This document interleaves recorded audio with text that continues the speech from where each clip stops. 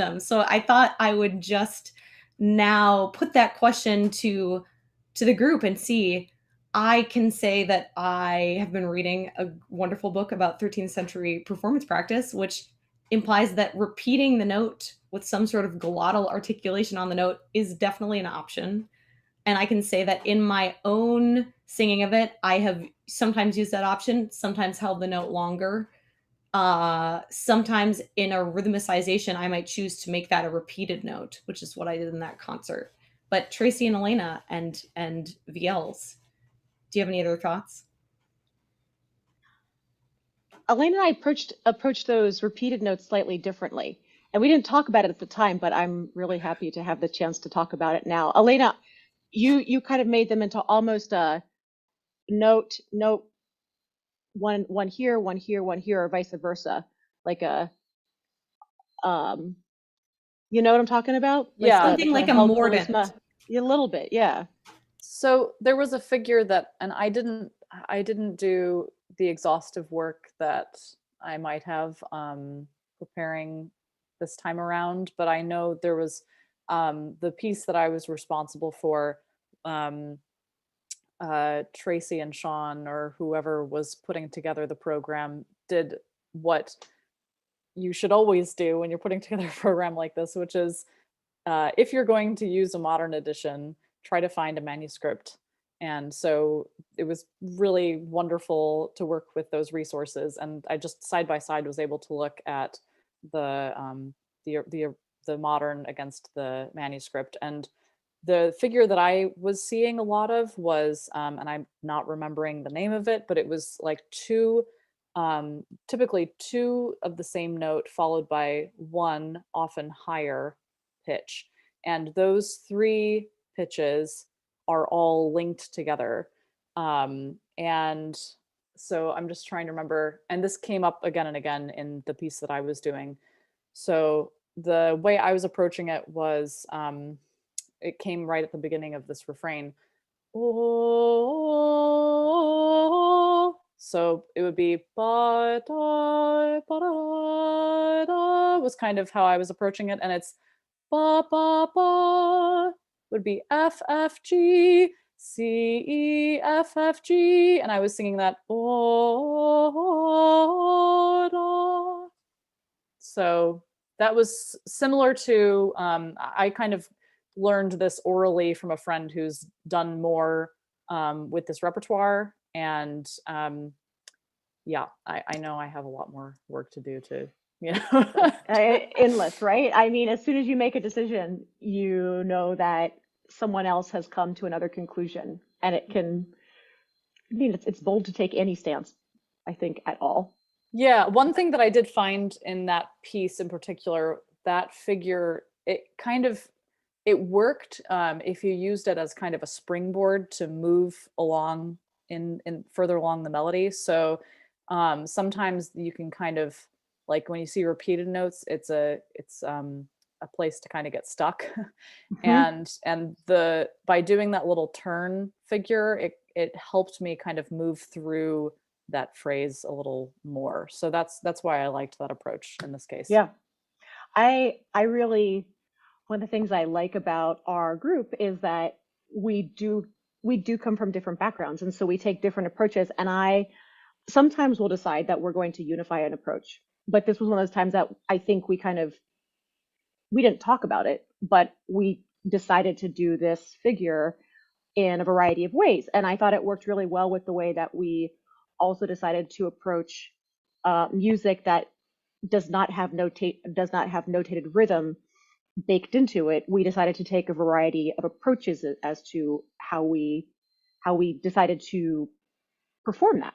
And so with this, I didn't know of the way you were doing it, Elena, and I thought it was really beautiful, and I thought it was a really great option that makes a lot of sense.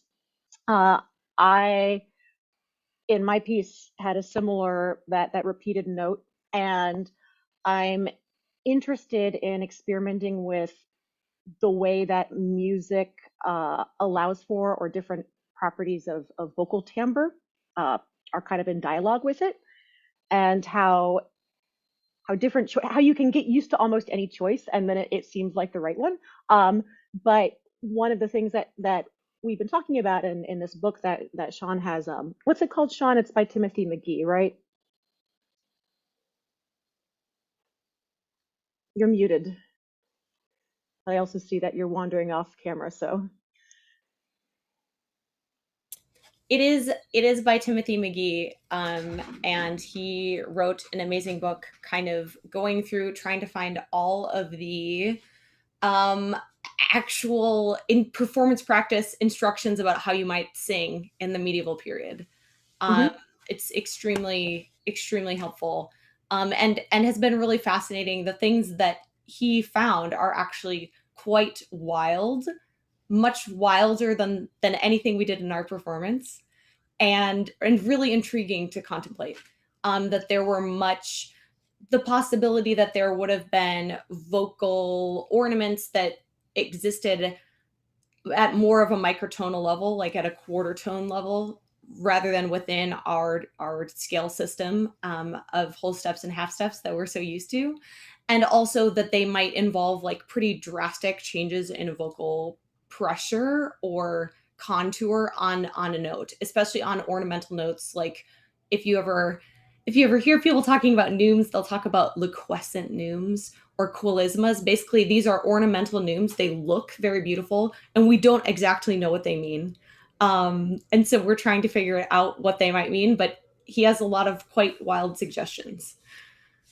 So in looking again, that kind of repeated figure or quilisma or pressus or whatever name we've given it in our times, um, I was reminded how of some work. I worked for a Greek Orthodox church for 2 years of my life, and that's Greek Orthodox chant is wonderful and beautiful and is a deep topic of which I have superficial knowledge, to be very clear. But the way that chant is approached has more the kind of ornamental use of kind of pushed vibrato. So when you would see a note like that, it might be more like ah, right, as you kind of like lean into it, and then it kind of I had a teacher, Laurie Monahan, who's a wonderful performer of Hildegard, who would call it this gathering of energy. You're kind of holding this note, and it kind of starts to shake, and then it breaks towards where it's going.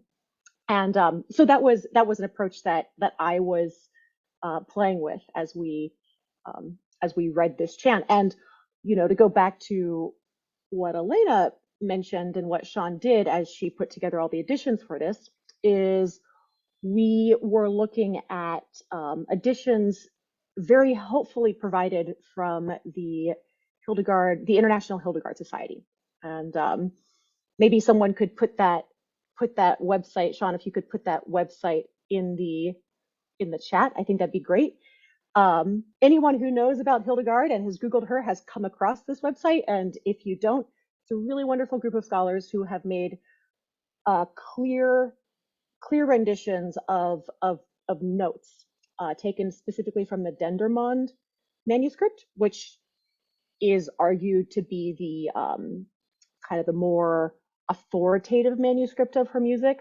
But it also references the Reason Codex, which is the other big manuscript that includes most of her music as well. And so kind of accounts for discrepancies and everything, but it's just a staff and stemless note heads. And there can be something very disorienting about just looking at these stemless note heads without kind of any gesture as a part of it. And Sean and I both discovered that if we would write the neume shapes over the note heads, it would give us a ton of information and in fact make the music a lot easier to make feel like it was music. At least that was our process, which I think is I recommend, and I recommend anyone doing, or at least trying out. While we're on this topic, I have the modern edition for O Clarissima, and I have the facsimile ready to share. Can I share that really quick and just, yes, I think I got a yes. Cool. Okay. So here is the beginning of O Clarissima. You can see the big O. Here's the text, Clarissima. And here is this figure I was just trying to describe. So I don't know if I can zoom in anymore. But you can kind of see that there's a dot here on the line, and then there's two kind of inverted commas next to each other, and it swoops up to this F or C line, and then down, or is it an F? I can't, no, that's F down to E. So this whole thing is on the O, and then this figure here is, in the modern edition, what you get is two Ds and an F and an E, and these are all under one. This is showing you that this is one neume or whatever it's called. One neume, And yeah, and here's the double D, which is these two little swoops here.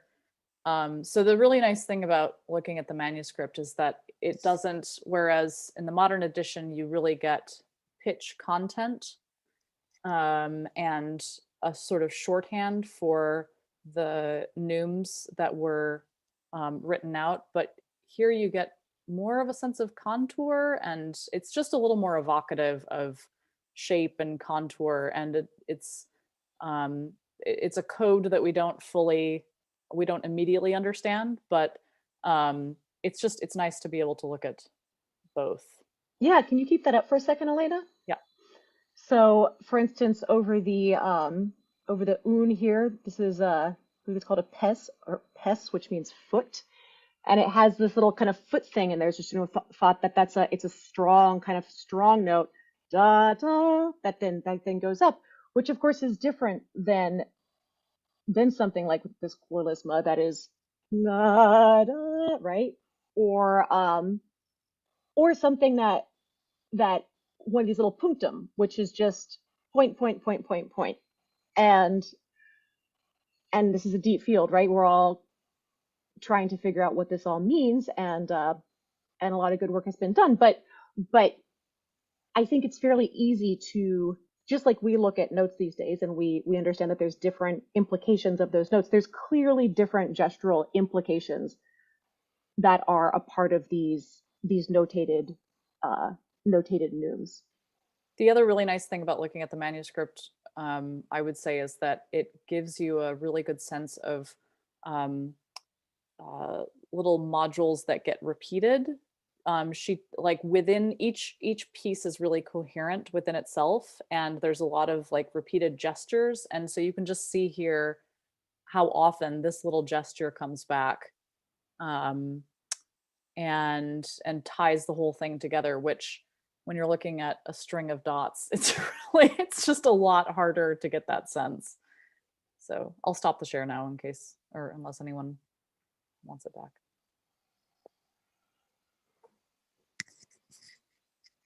So another question that came up is how we go about making these arrangements.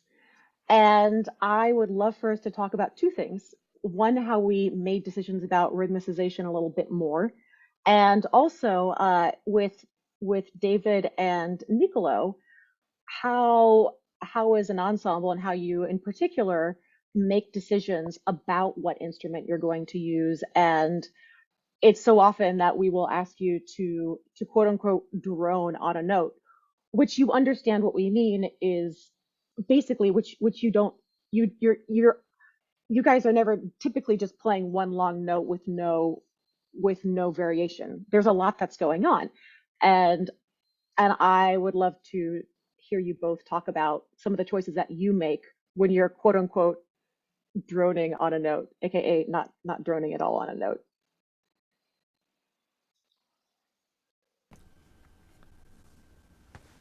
Well, the main thing that I think of when I'm droning on a note, whether I'm doing a rhythm or just a big square smooth bed of sound, the most important thing that an instrumentalist can add to that is not only kind of the reference for the tuning and the harmonic support, but also filling in the gaps. So Hildegard, at least in the editions that we were working from, generally there are line breaks in places that make sense both rhetorically and singerly, not suffocating. And one of the things that we do when we're accompanying singers is that we have little melodic responses, little bits of either a quote from the previous line or the next line, but some little material that takes the amount of time it takes for the singer to inhale. Because otherwise, the energy just stops as soon as the singer is done with a phrase. To keep that energy up and communicate that we're not done yet, David or I, depending on what we're doing instrument wise, will cover that inhale with some little flurry of notes. Yeah, and I'll just briefly say that actually one of the things I enjoyed in this program was just there were a couple of moments where I did just play that note. And I think it's good to occasionally just do that and just follow the contour of the voice with the swelling and just let that be the thing. Although it's really hard to do, and it's one of those things where we always want to add our little twiddles and such. But I would say, even when you do that, which almost becomes this kind of more static nature, it's almost an ornament in and of itself, which I think is fun. But I feel like even when you're just playing a note with no added twiddles, because you're a bowed instrument and because you're also David McCormick, there tends to be varying bow pressure. That is that one note is swelling or dying away. And like you said, if you keep it really stable, that's a choice. And Yeah. Well, and yeah, there's also colors, right. which are fun to Yeah. play with. Yeah. Like tell us like bow speed kind of colors or pressure or Yeah. things like that. Yeah. Yeah. I think she's angling for a demonstration. Oh, Oh, I I don't. didn't know that's what I wanted, but that's totally what I want.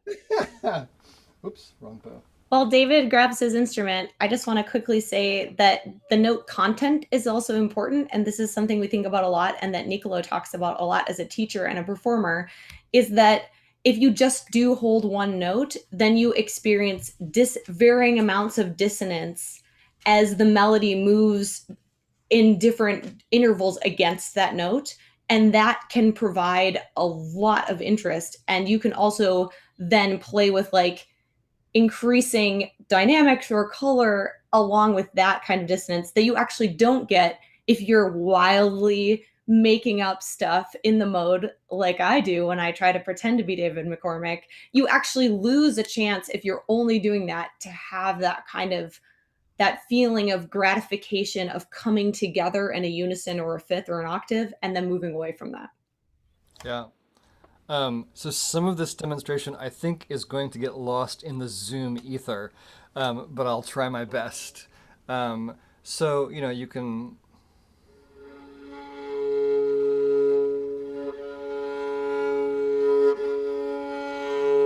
I'm hoping you can hear the air in the sound. I'm using not all of the hairs on the bow, like maybe a third, maybe a quarter of the hairs to get that sound, that floaty sound. Or you can really get in there.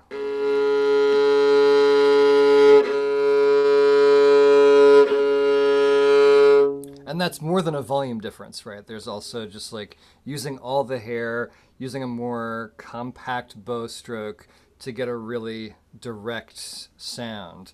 And I'll often make those choices actually based on what other instrument I'm playing with. Like if I'm playing with the Scheitholz, I'll probably go for that more compact sound so that our overtones can play with each other more effectively.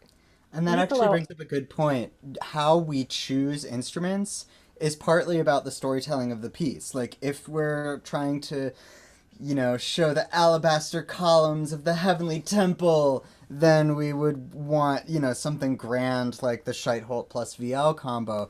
But if we're talking about, the delicate, sweet odors of balsam wafting into my nose, then we might want to have like a little psaltery to support the VL. And so those instrument choices are in large part what what mood do we want to set.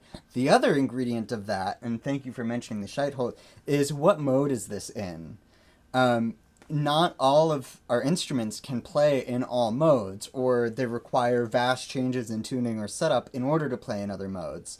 So in this concert, for example, anything that was in E Phrygian had to either be on my four-string VL or on the Scheithold. And those things can only do E Phrygian. The last piece was our only piece in the program that had VLs and was in D mode, so that was the only one where I played my VL that's tuned in D.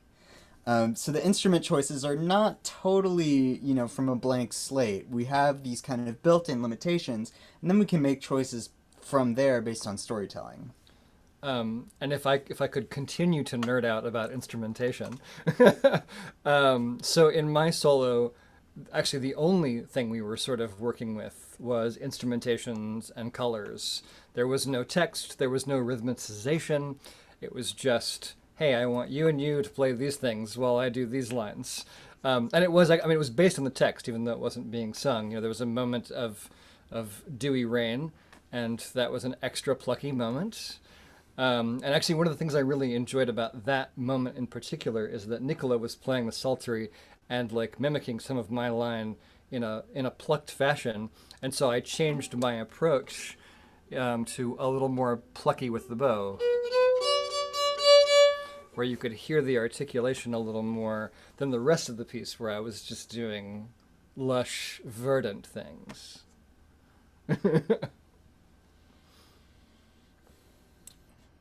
I wanted to pull up the what I want to find is the image of the musicians in the cloud that was part of the QR codes.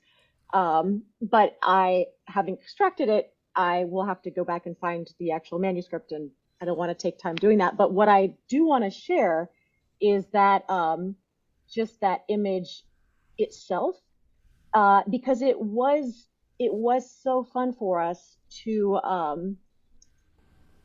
see the exact instruments that we are playing shown in one of Hildegard's manuscripts that was compiled very, very, very shortly after her lifetime.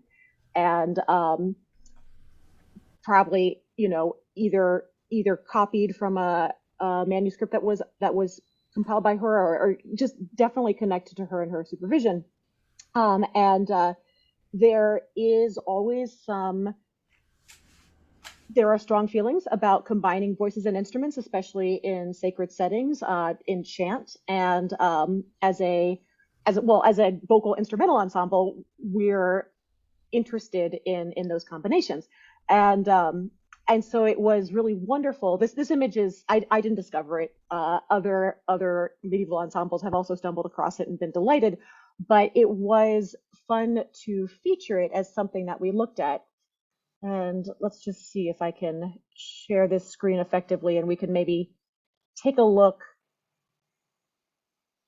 at some of those instruments in particular. So bonus points if you happen to recognize the nuemes along the bottom. This is a piece that we sang, and if you happen to have all the music somehow in your head because you're a wunderkind, you can raise your hand. But in the meantime, over here on the left, we have a harp that's very similar to the smaller harp I played.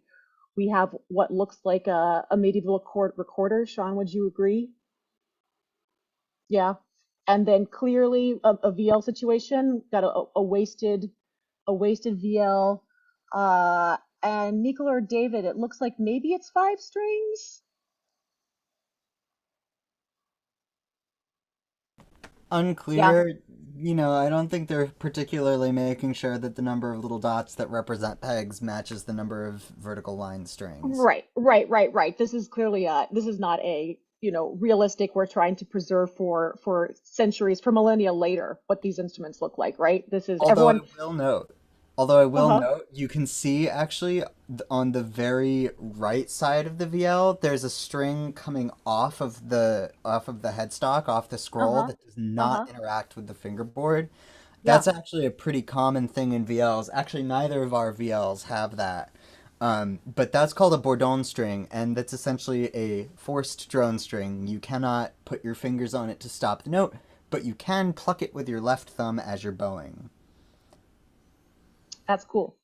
So it's fun to see that kind of thing. And this also, we weren't, Niccolo, does this look like a psaltery to you? The thing that's kind of being held like um, a little bit, maybe a hammer? Either an extremely small psaltery, or I want to believe that it's a panpipe so bad. Mm, Um, but it's yeah. really hard to tell. It's hard to tell. It's one of those ones that's a little bit mysterious. This, the harp, the organetto are very, very obvious. This is very similar to smaller. It's being held in the hands. Ours was too big to hold. It had to be set on a table and pumped with billows behind it. This was clearly one where you'd have a little billows that you could just move up and down. Um, but yeah, this was in Civias, is that right, Sean? And in the big Dendermonde Codex, and it's part of a big gold leaf illustration. Um, it's just really fun to contemplate. The piece underneath it was O Virtu Sapientiae, and it had this big opening gesture to start off with. Oh,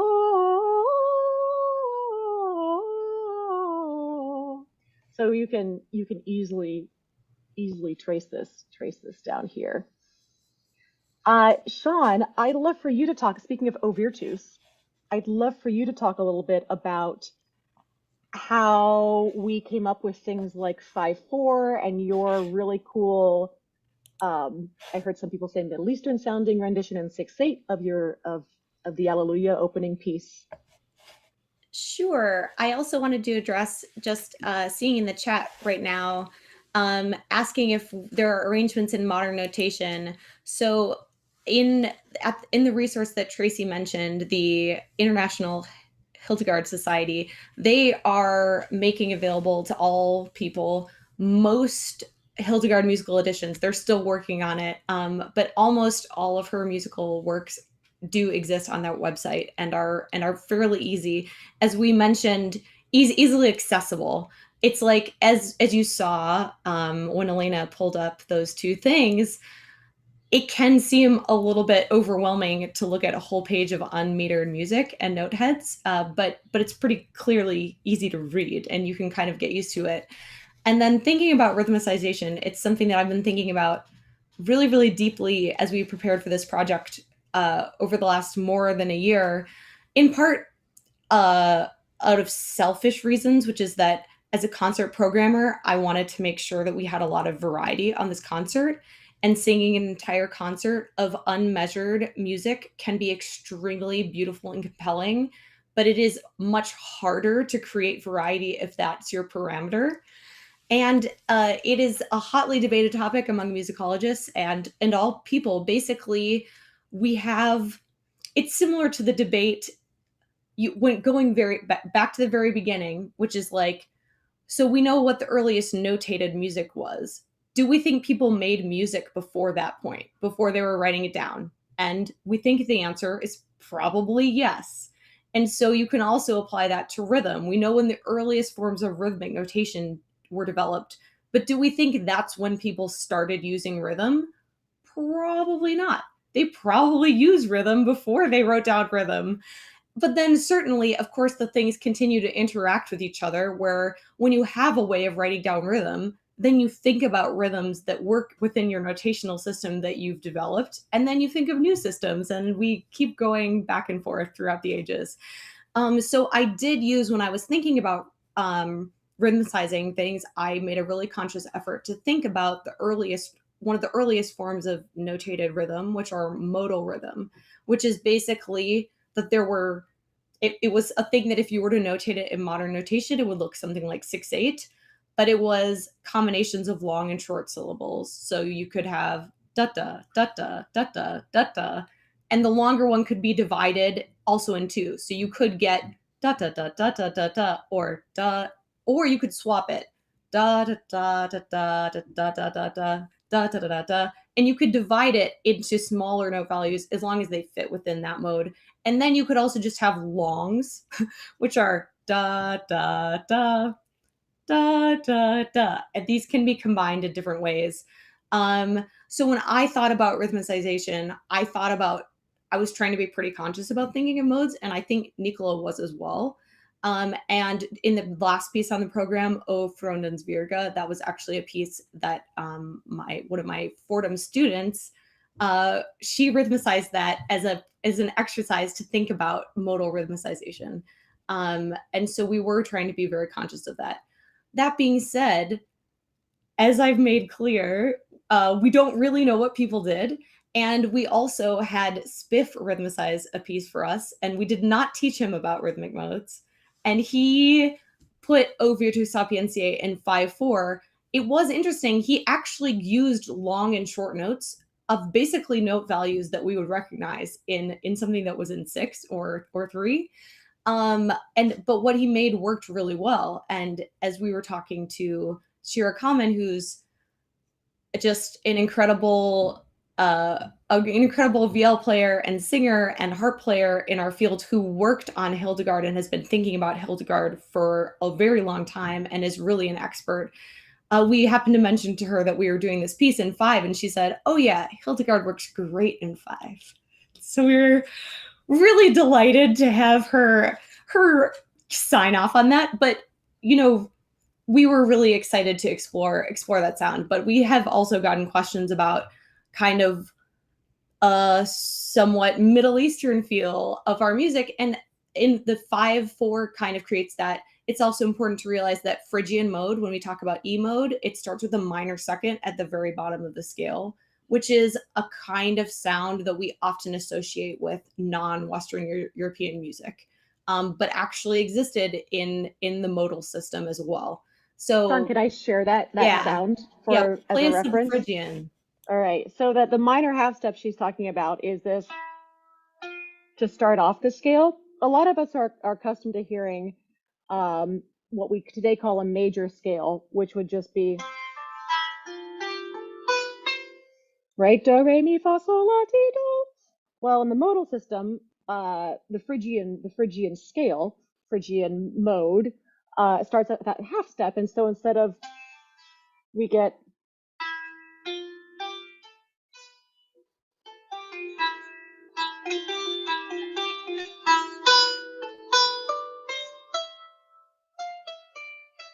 and that, as you were saying, has that somewhat Mediterranean.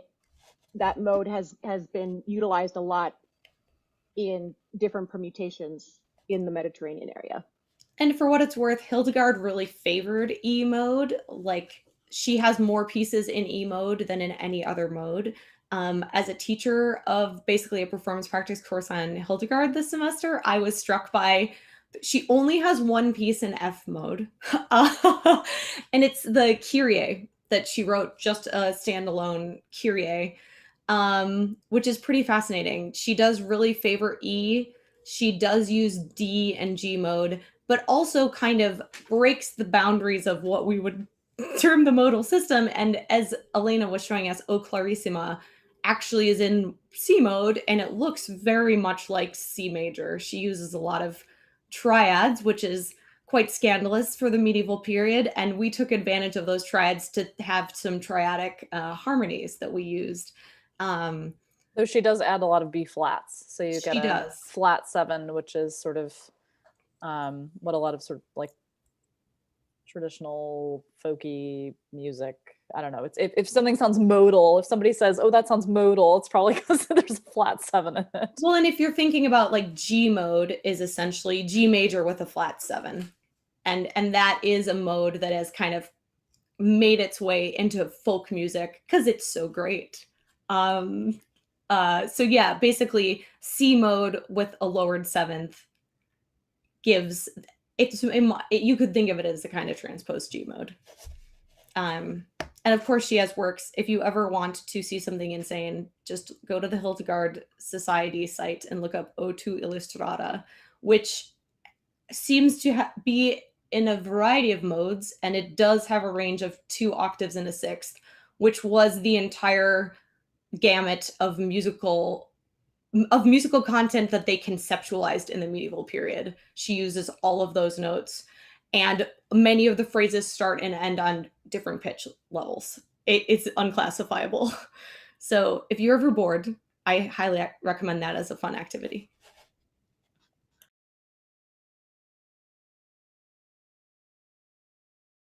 You're muted. I did find the manuscript page with the musicians in it, and so I thought I might just share that for fun. So here we go. We are very lucky to live in a time when so much has been scanned and we can all see it. Um, as Chris mentioned, seeing something virtually is never the same. Hearing something virtually, experience something virtually, it's virtual, right? It's a private, more cerebral experience than perhaps seeing something in the flesh. However, I am still very grateful that I can see this manuscript in its digital format. So I misspoke. It wasn't Civias, it was the Liber Divinorum. And in both of these, Hildegard has many visions, and these illuminations are illustrations of the visions she had. And they were likely produced, the medieval compositional experience was very collaborative, similar to our alchemical rehearsal experience. And so it's not thought that Hildegard drew these herself, right, or illuminated these herself, but that this is a recreation of the vision that she worked out, and that she may have done mock-ups or explain that this is how she wanted to go. One of the fun things about all these, so this is the page. We have our musicians up here. We have two allegorical figures, and we usually see Hildegard down here in a corner when she's looking up to what she's seeing. And Elena, you explained that these are wax tablets that she's working with. Is that right?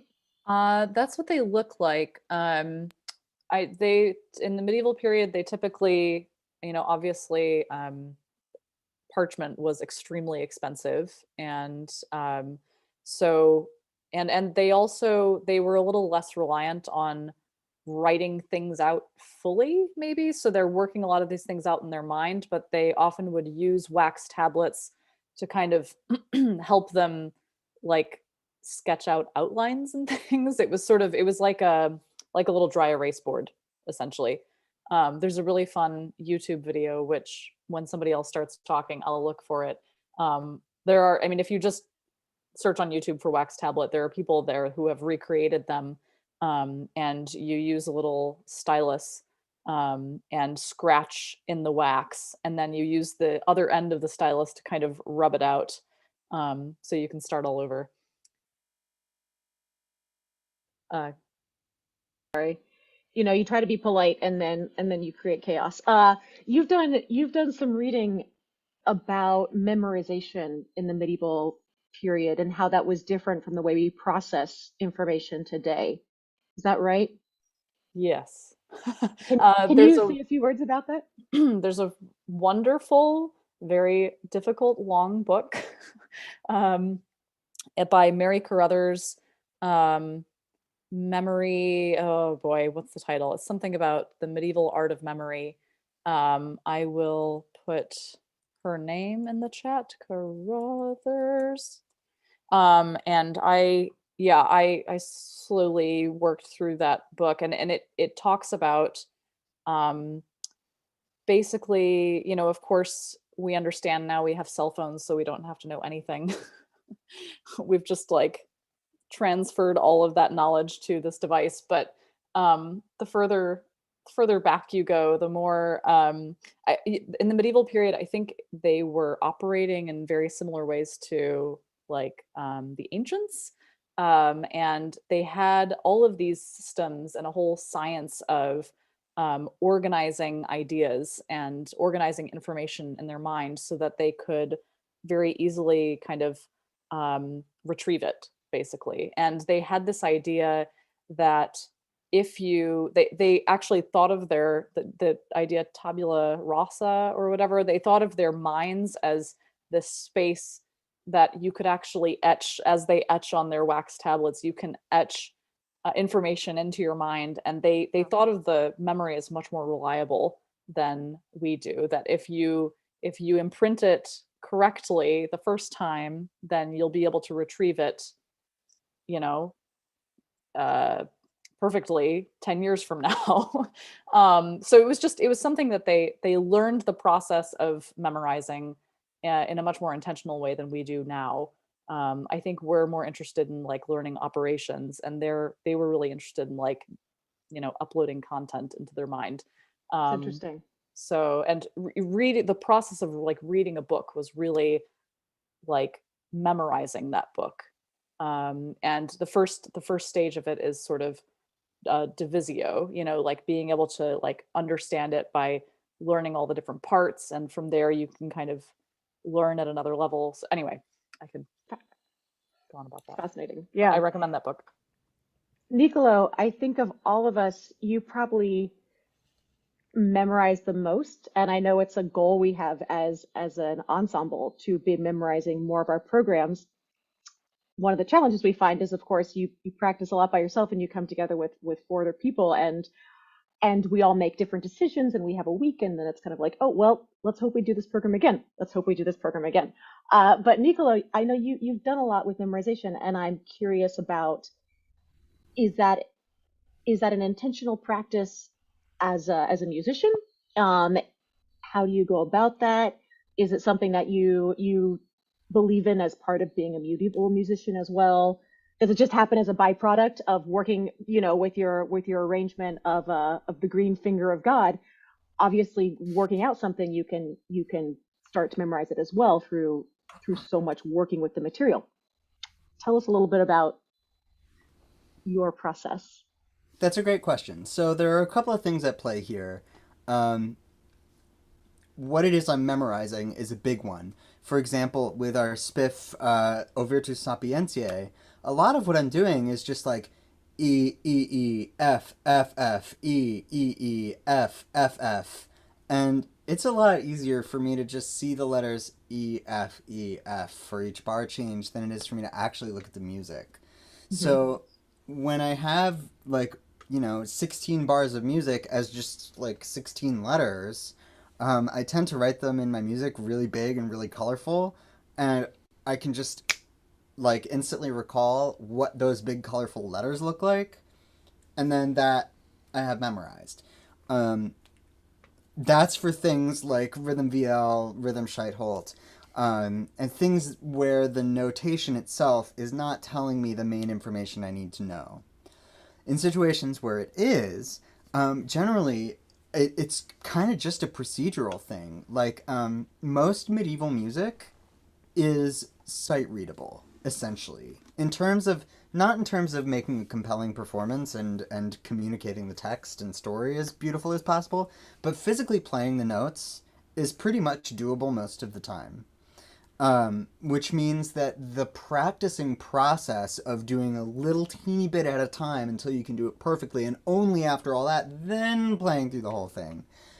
I don't really have to do that. I can pretty much skip through to playing the whole thing unless there's a particular technical spot, which is not that often. So when I'm practicing it, I'm doing what in conservatory I was told to never do, which is mostly just play it from beginning to end. Um, and when I play it from beginning to end as kind of my main way of playing it, I end up memorizing it pretty quick. Um, so that's, I think, just kind of part of what makes medieval music different from other music. And in fact, what I find, because of course the notes are generally simple, and my student Phyllis Moss, shout out, I know you're in the audience, something that we've talked about um, is how things that look simple on the page, or the simpler it looks on the page, the more difficult it is to make it into a beautiful, compelling performance. So the kinds of things that make it a beautiful, compelling performance are things that I tend to do after I have it memorized. Memorization is the first step, and then I make it musical and beautiful and tell the story. I don't know if that answers the question well. That's yeah. It's a. I mean, there's no answer, right? It's just the thoughts, but it does remind me. Your answer reminded me that a lot of this music, you can find virtuosic music in any genre, throughout time and history, but the goals of music are not necessarily the same throughout time and history. And the goals of the music we were playing certainly was devotional. And perhaps if you took it out of the realm of the offices or the mass, could also be for entertainment or personal enjoyment. Um, but it was for quote unquote normal people, not special musician designated people to be making it. And that's something that has changed in our time. We all love music, but a lot of us engage with music by listening to it. We can listen to music in a way that is unparalleled in history, and it's amazing. We have, I think, because of that, we have so many more ideas in our ears, and access to other ways of playing with sound. But the other byproduct is that in order to have music in our lives, we don't have to create it ourselves, or be closely aligned with people who do that. And this music really reminds me that it's supposed that there is a world in which music is supposed to be accessible and made by everyone. And I think a legacy of perhaps the Romantic period, if we dare go back there, is that music is supposed to be made by musicians. And I dare not, you know, I dare not, as an amateur or as somebody who just likes to sing in the shower. And one of the things I love about Hildegard is that, one, she did a whole bunch of things, right? She was an abbess leading an entire edifice and uh, body of people and their daily activities. She was essentially a doctor. She wrote on all sorts of things, and she was also a musician as part of her daily life. So it's something that I always just come back to again and again. Sing if you feel like it, play if you feel like it. I started playing the harp 5 years ago, and because I wanted to, and and I if one of the things that we do in our performances is have Niccolo say, yeah, this music, I can sight read it. That doesn't make it bad music. It means that you too could maybe not sight read it if you haven't been reading music for a couple of years, but you could certainly plunk it out on the piano and be able to sing it pretty quickly. And that's great. That doesn't mean it's less valuable as a musical entity. Tracy, that ties in really well with a comment that we just got, with somebody saying that essentially they wanted us to talk a little bit, and appreciated that you talked in the post concert talk on Friday about the experience of making music with other people in real life and how that feels in your body to kind of resonate. And it is true that that is something that we are so lucky to have created protocols that allowed us to come together to make music in person occasionally in a year where that was just really hard. And and science has shown, right, Tracy, we've been talking about these studies that singing in a choir, no matter what your skill level or ability level, actually does things to your physiology that are beneficial. Just like the experience of being in a room with other people making sounds is kind of good for us.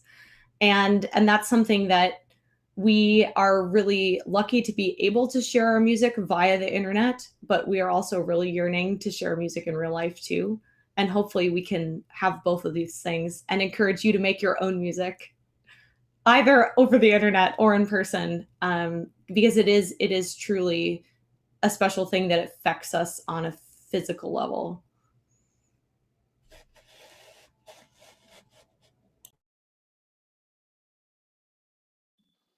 We have just a few minutes left, and if there are additional questions, I encourage you to type them into the Q&A or the chat. I saw someone Or raise a hand a while back, and I'm wondering if that was you, if you could do it again and then ask your question if you are interested in asking it. and if you're feeling shy, I wonder if David or Niccolo or Elena or Sean have a final thought or thoughts that they think are important to share. One very quick thing that I thought of about memory after I stopped talking about it was that a big takeaway from this book was that really to fully experience something, to really understand something, you have to memorize it on some level. you really aren't acquainted with it until it's part of you. And that is something that in this pandemic period, when we've all taken a step back from live performing, at least, and things have gotten mixed up, that's one of the big takeaways for me, is that I really want to move forward and do more of memorizing on some level, even if it's just sort of having an understanding of the shape of the piece, a better understanding, just yeah, that yeah, that's a goal for me moving forward as a musician. So.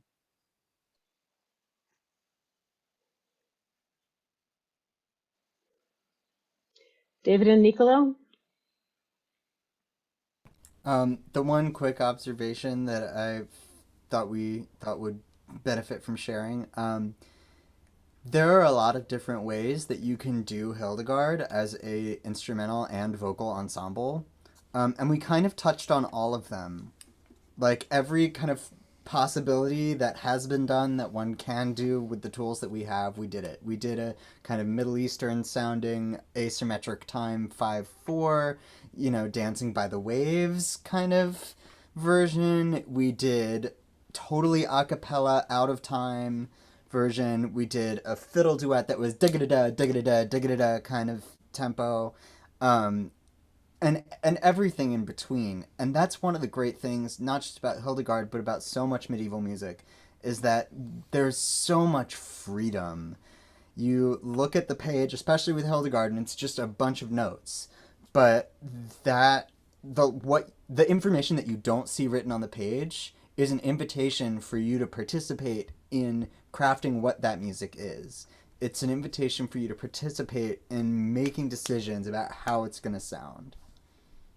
And if I might say so, I think that's a great thing about Alkemie, that we're a collection of people with, different maybe preferences or different ideas, and we like to come together. And part of the cool thing about this program was giving everyone a chance to take the lead on something. So yeah, I appreciated that.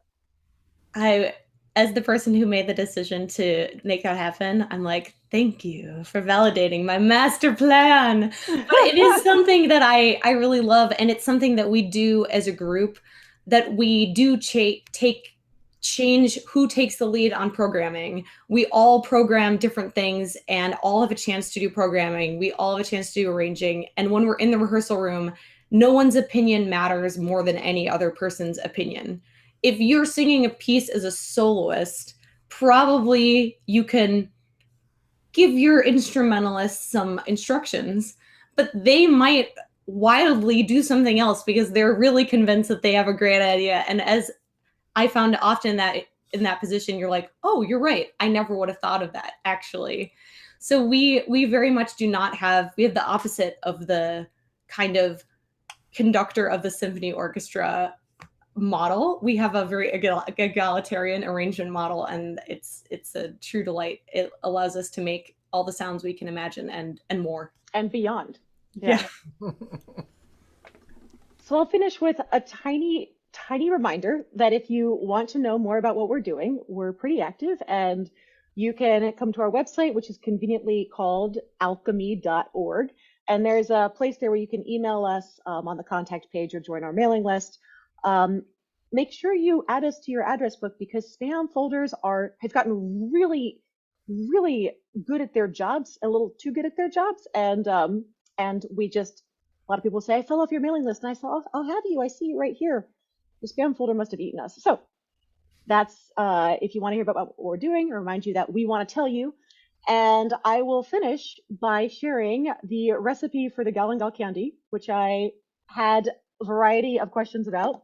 So for your ears only, it has all the ingredients that Hildegard mentions, plus some sugar to help the crystallization. I am interested in experimenting farther in terms of really boiling the honey until it's just sugar.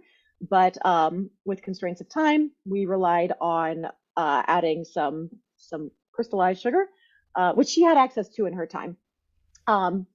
It's essentially 1 part liquid and with herbs and 1 part sugars, right?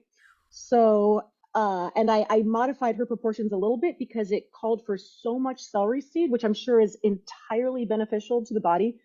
But I thought this might kind of be like tasting sweet bouillon, you know? And so so what it is you take 2 cups water and 4 tablespoons of galangal dried. You could use fresh too, but dried is probably what she used and what I had access to. And then you boil it until it's reduced to 1 cup. Then you add a teaspoon of oregano, a half teaspoon of sage, a 16th teaspoon of celery seed because it is just so powerful, and some white pepper until you feel like you've added enough white pepper. And then to that, you add a 1/4 cup honey and 3/4 cup sugar, and you cook it very, very slowly because indeed it really wants to boil over. You cook it very, very slowly until it reaches, if you want it to be soft, about 265 degrees. 260 degrees, it just is a floppy syrup. At 270 degrees, when you go to chew it, it will cement your mouth shut and is quite alarming. If you get up to like 285 to 300, then it becomes hard candy, which we think is very good, but which we could not send in the mail lest it destroy all of the envelopes and cause general mayhem in the UPS USPS postal service. So there it is, and that 1 cup liquid to 1 cup sugar yields about 50 pieces of candy, soft or hard. We did many, many more of those batches. So I hope you enjoy it. Thank you all again so much for joining us. We look forward to making music with you again here online in the actual world. And feel free to email us at any time. We obviously love talking to people who are interested and excited about these things as well. Have a great night.